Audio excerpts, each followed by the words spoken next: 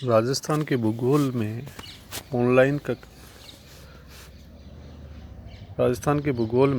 Online chapter की व्यवस्था में आज हम राजस्थान में जल संसाधनों का अध्ययन करेंगे।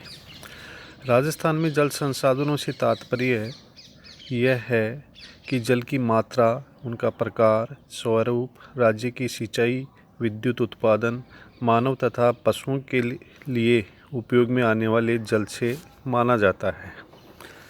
राजस्थान में जल स्रोतों तथा मात्रा बिल्कुल सीमित है।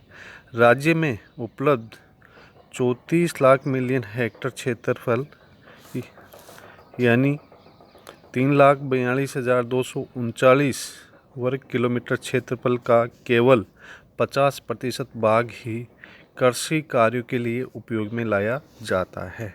प्रदेश का संपूर्ण कृषि क्षेत्र का केवल 5% भाग ही सतही सिंचाई के अंतर्गत आता है तथा शेष कृषि क्षेत्र या तो वर्षा पर निर्भर है अथवा कूपों और नलकूपों पर। राज्य में 2/3 भाग मरुस्थलीय होने के कारण नित्यवाही नदियों की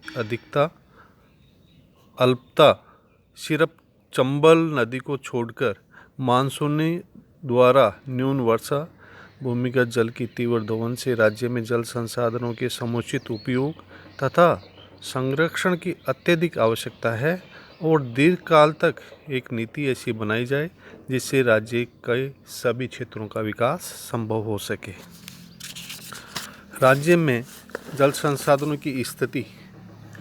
राज्य में जल संसाधनों की स्थिति के बारे में जब हम अध्ययन करते हैं तो जल संसाधनों में सतही जल जिसमें नदियाँ, झील, तालाब तथा भूमिगत जल जिसमें कुएं, नलकूप आदि आते हैं।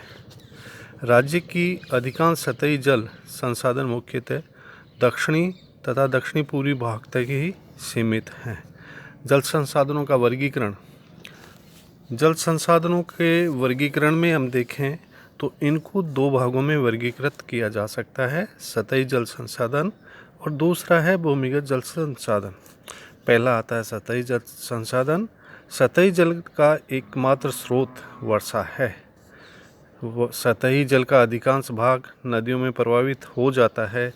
राज्य में न्यून वर्षा के कारण सतही जल स्रोत राज्य की आवश्यकताओं की पूर्ति नहीं कर पाते हैं।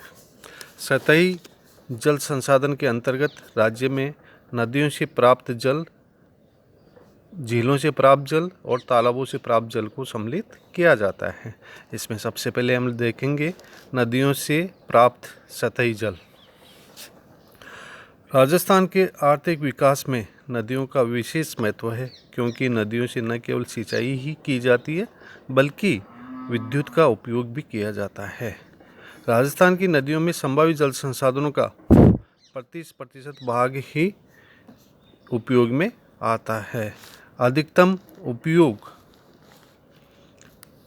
राज्य की जल समस्या के कम को नहीं किया जा सकता। राजस्थान की प्रमुख नदियाँ। नंबर 1 चंबल नदी मध्य प्रदेश से राजस्थान के कोटा क्षेत्र में प्रवेश करती है।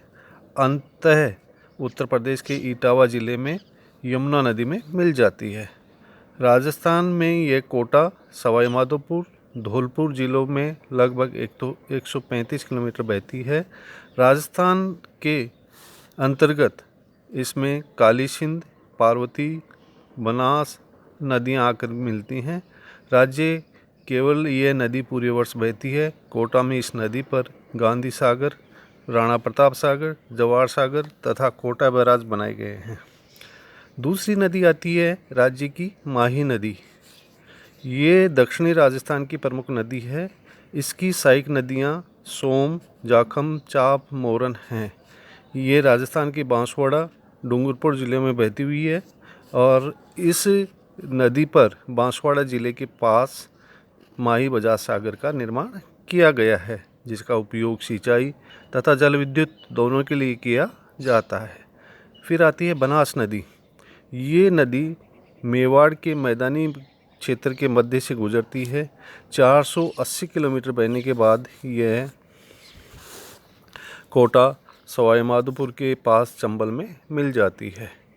कोठारी, बेड़च, मोरल, धुंध, खारी इसकी सहायक नदियां हैं। फिर आता है लूनी नदी। ये नदी अजमेर के नाग पर्वत से निकलकर जोधपुर संभाग में बहती हुई अंत में कच्छ की खाड़ी में गिर जाती है। इसकी सहायक नदियां सूकड़ी, बांडी, मीटड़ी हैं। फिर आता है अन्य नदियां। अन्य नदियों के अंदर राजस्थान में बहने वाली नदियां, जिसमें साबरमती, काली सिंध, पार्वती, काकनी, बाणगंगा, सोम, कांतली, खारी, बेड़च, कोटारी, साबी, गंभीरी आदि आती हैं। दूसरा आता है सतही जल में ही झील से प्राप्त सतही जल।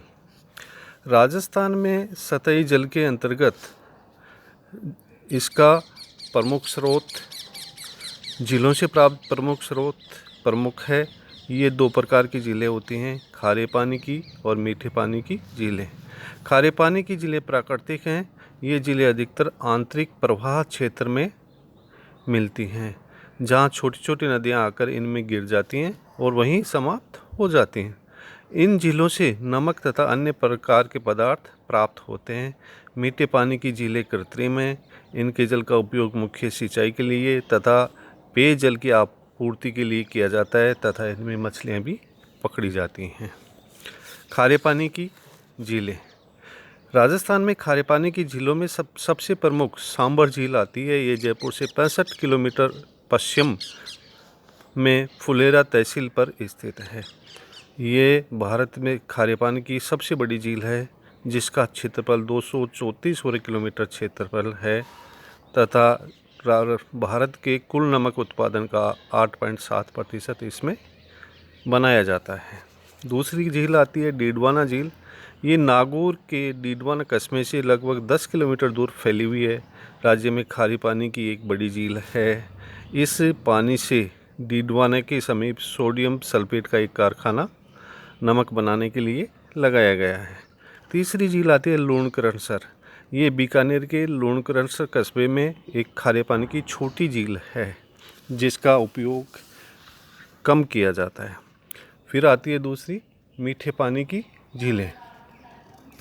मीठे पानी की झीलों के अंतर्गत राजस्थान में प्रमुखता से सबसे बड़ी झील है जयसमंद झील।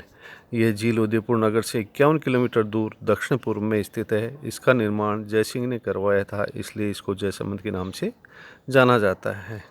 इस पर 15 व 8 किलोमीटर की चौड़ाई में एक जल क्षेत्र बराव है, जिसका क्षेत्रफल 55 वर्ग किलोमीटर है। मीठे पानी की राजस्थान की सबसे बड़ी झील यही है, जिसके दोनों किनारों से 2 नहरें निकाली गई हैं। मीठे पानी की झीलों में दूसरी बड़ी झील आती है राजसमंद। ये भी कांकरोली रेलवे स्टेशन के निकट गोमती नदी पर एक बांध बनाया गया, जिसकी लंबाई और चौड़ाई एक झीलनुमा आकृति को दिया गया। तीसरी झील आती है पिछोला झील। ये उदयपुर के पश्चिम में स्थित पिछोला गांव के पास स्थित है। इसे महाराणा लाखा के समय एक बंजारे ने बनाया था। इसको एक नहर के द्वारा फतेह सागर झील से जोड़ा गया है। फिर आती है आना सागर। आना सागर झील अजमेर के उत्तर में स्थित है। फिर आता है फतेह सागर। यह झील उदयपुर के निकट उत्तर पश्चिम में पिछोला झील से जुड़ी हुई है। इसका निर्माण फतेह सिंह जी ने करवाया था, इसलिए इसको फतेह सागर के नाम से जानते हैं। राजस्थान की अन्य मीठे पानी की झीलें में, जिसमें अजमेर में फाई सागर, पुष्कर झील, जोधपुर की बालसमंद, जयपुर की रामगढ़ झील, माउंट आबू की नक्की झील, भरतपुर का बंद बरैठा, बूंदी का नवलखा सागर, अलवर की सिलीसीड आदि आती हैं। सतही जल में आता है तीसरा भाग आता है तालाब। राजस्थान में तालाबों की जल संसाधन की मात्रा दक्षिणी पूर्वी राजस्थान में मिलती है। ये वर्तमान में क्षेत्रफल घटता जा रहा है और कुल सिंचाई भूमि का अब घटकर या सतही जल का घटकर ये 7% रह गया है। इस प्रकार राजस्थान में जो तालाब पाए जाते हैं, इनकी सबसे अधिकता दक्षिणी पूर्वी राजस्थान में जिसमें भी भीलवाड़ा ज़िले में सर्वाधिक आते हैं और भीलवाड़ा ज़िले में ही इन तालाबों से सिंचित क्षेत्र सबसे अधिक मिलता है।